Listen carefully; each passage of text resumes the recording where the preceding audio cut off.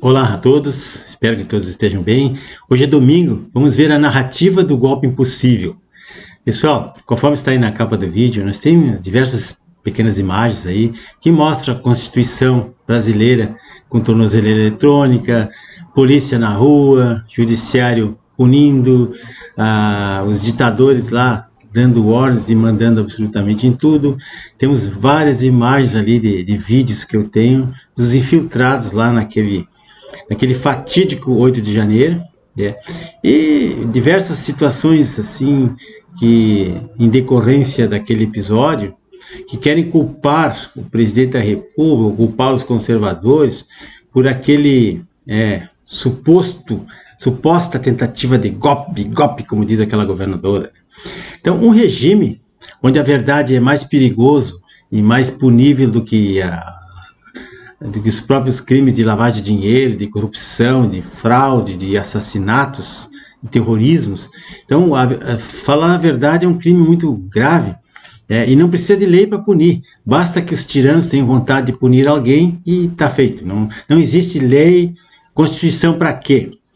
Então nós sabemos que mais de 80% da população brasileira não acredita naquele teatro macabro do golpe do 8 de janeiro, que houve aquela depredação, aquele vandalismo. É verdade, aconteceu. Mas sim, quem é que fez aquilo? Quem é que incentivou? Quem é que mandou? Quem é que pagou? Da onde partiu a ordem para fazer aquilo? Aquilo foi tudo preparado, tanto é que no dia já tinha um decreto de intervenção pronto para o presidente assinar. Então eu digo uma palavra só: infiltrados. E os vídeos estão aí para provar, a documentação tá toda aí para provar. Então, meus amigos, os petistas, os marxistas, eles acusam o ex-presidente de pretender dar um golpe. Mas eu pergunto, golpe como com GLO previsto no artigo 142 da própria Constituição? Isso é golpe? Mas que narrativa mais furada é essa? Todo mundo sabe que o estado de sítio, o estado de defesa, tem que ser aprovado pelos conselhos e aprovado pelo Congresso Nacional. Como que alguém iria fazer um golpe usando um instrumento da Constituição criado por lei? Que absurdo é esse? A GLO, conforme foi explicado, ela é prevista no artigo 142 da Constituição Federal. Além disso, essa garantia da lei da ordem, que é o GLO, ela está regulamentada por uma lei complementar, a Lei 97 de 1999, ainda do pleno tempo do Fernando Henrique Cardoso, já era a esquerda no poder. E tem um decreto também de presidencial, o 3.897, que é de 2001, também de Fernando Henrique Cardoso, que prevê todas as condições para a interpretação da lei e o emprego da lei nesses casos aí. Então essa narrativa de golpe é uma coisa idiota, sem sentido, que só alguém... Como é que alguém poderia ter cabeça para criar, inventar uma história dessa? Só poderia ter saído da cabeça de um analfabeto ou de um comunista, claro, tem interesse na causa.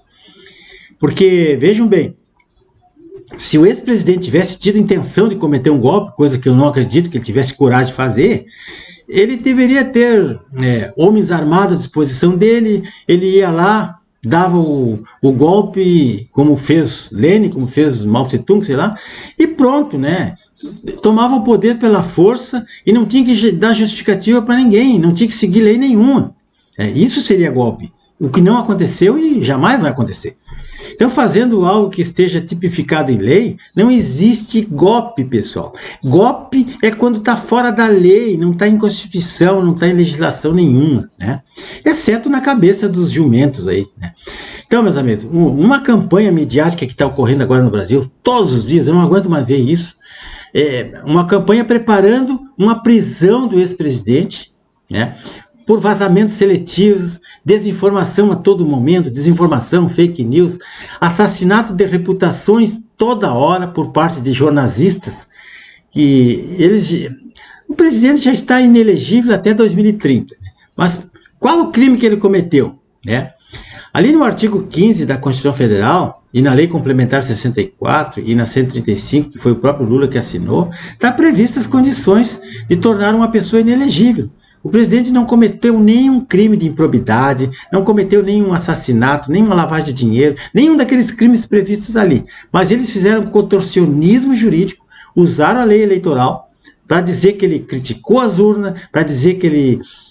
uma série de coisas que ele... Então, como dizia a juíza Ludmila Lini, nós estamos acostumados cada vez mais com a loucura do autoritarismo, a loucura do ativismo judicial e com a tirania. Isso é muito ruim, porque nós estamos acostumados a ver essas barbaridades e ninguém mais acha estranho isso aí. Mas o que é o tal Conselho da República, pessoal? Está aqui na Constituição de 88, o que é o Conselho da República e para que serve esse Conselho? É só ler aqui, está aqui, ó. O Conselho da República é composto num total de 14 integrantes. É um colegiado de 14 integrantes titulares, conforme previsto na Lei 89, conforme o artigo 89 aqui da Constituição Federal, né? E é regulamentado pela Lei 8.041 de 1990, Lei do Collor. Então a composição é a seguinte: é o vice-presidente, olha só, na época era o Mourão, né? Vice-presidente, ministro da Justiça, que na época era o Torres, né? O presidente da Câmara dos Deputados, que era o Lírio, o presidente do Senado Federal, que era o Pacheco, e daí tem o líder da maioria da Câmara, né? O líder da minoria da Câmara, o líder da maioria do Senado e o líder da maioria do Senado.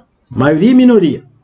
E tem 6 cidadãos que são com mais de 35 anos, que são 2 são nomeados pelo presidente, 2 são nomeados pelo presidente da Câmara e 2 são nomeados pelo presidente do Senado, com validade de 3 anos, né? Um mandato de 3 anos e não pode ser reeleito. Então, esse colegiado aqui é que assessora o presidente, dá conselho e escuta. Antes dele fazer um decreto ou alguma coisa para apreciação do Senado, passa por esse Conselho da República. E depois tem o outro conselho, Conselho de Defesa Nacional, previsto no artigo 81 da Constituição Federal. Ele é composto de 10 pessoas, vice-presidente de novo, presidente da Câmara dos Deputados, presidente do Senado, ministro da Justiça, ministro da Defesa, aqui entra outros jabuti, né? O ministro da Defesa só passou a vigorar em 91, né? A ministro das Relações Exteriores, que é o nosso chanceler do Itamaraty, ministro do Planejamento, comandante da Marinha, do Exército e da Aeronáutica. No meu entender, faltou aqui o principal dos ministros que deveriam participar desse conselho, que é o ministro da Economia. Sem dinheiro não se compra avião, não se compra armamento, não se desloca tropa, não se compra comida, não se faz nada no país. Aí botaram o ministro do Planejamento, mas não botaram o ministro do Ministério da Economia. Mas, tudo bem, isso aí é forma. Então, o conselho é esse. E para que serve esse Conselho de Defesa Nacional? Diz aqui, lá no artigo 91, o Conselho de Defesa Nacional é o órgão de consulta do presidente da República nos assuntos relacionados com a soberania nacional, com a defesa do Estado Democrático de Direito, e dele participam como membros natos, esses aqui. Então, daí depois tem a competência do conselho, compete opinar, não sei o quê, propor, estudar, sugerir, não sei o quê. Tem vários itens ali que falam da competência do Conselho de Segurança Nacional. Então, nenhum presidente da República tomaria qualquer providência, tanto do estado de sítio como do estado de defesa, sem consultar os conselhos e depois pedir permissão para o Congresso. Vocês acham que um Congresso que tem 2/3 de pessoas esquerdistas vão concordar?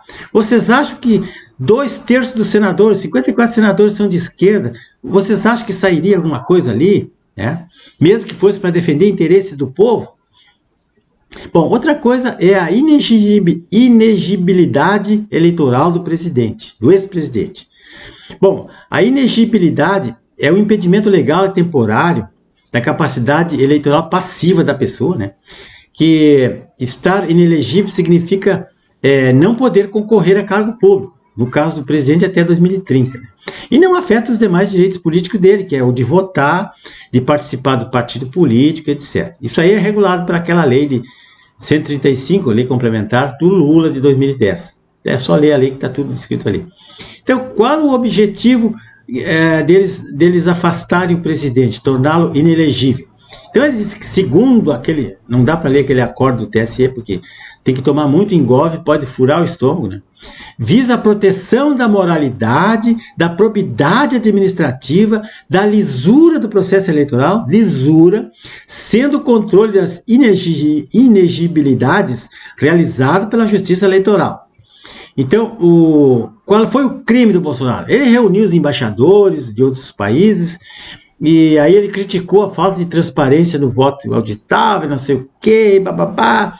Só que eles esqueceram que a lei do voto auditável, que foi aprovada no Congresso em 2016, era de autoria do então deputado Jair Bolsonaro.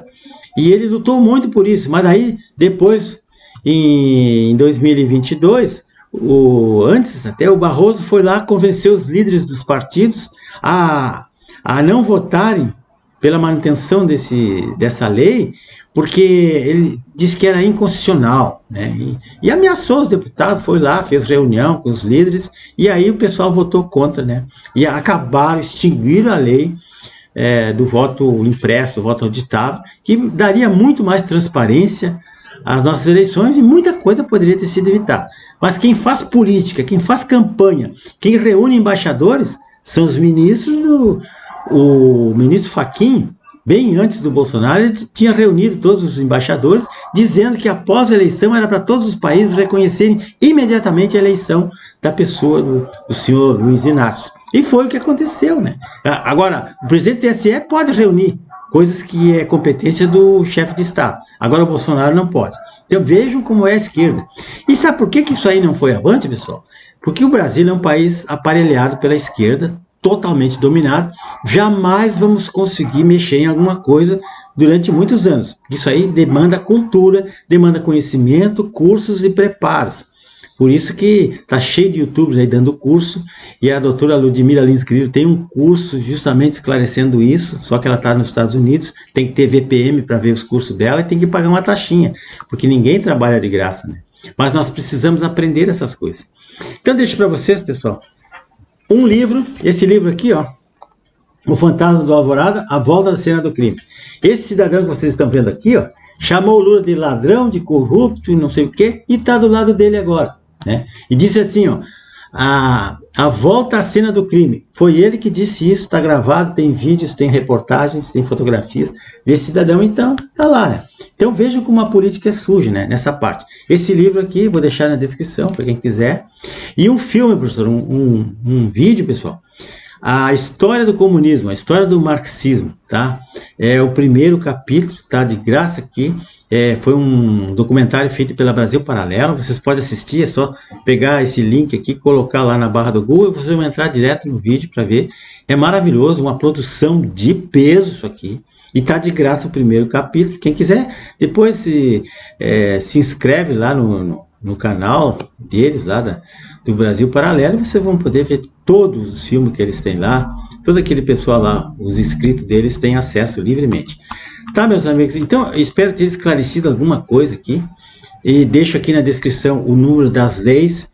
E a Constituição deve ser lida pelas pessoas para entender, né, essa narrativa falsa desse golpe, que eles vão levar isso eternamente, ad eterno isso aí, culpando um cara que, tudo bem que ele tem falhas, né, que ele é mal assessorado, uma barbaridade, mas também não é só por isso, né, é que o pessoal força muito a barra, ele tá todo mundo contra ele, a justiça, a mídia, até as forças armadas, toda a esquerda, tem muita gente, muito poder contra ele, porque segundo o descondenado, né, o mercado, a direita, né, as leis do livre mercado são os inimigos do povo. O responsável pela pobreza, pela miséria e pela corrupção é o capitalismo, não é o socialismo, segundo esse descondenado analfabeto. Então, meus amigos, me desculpe a franqueza,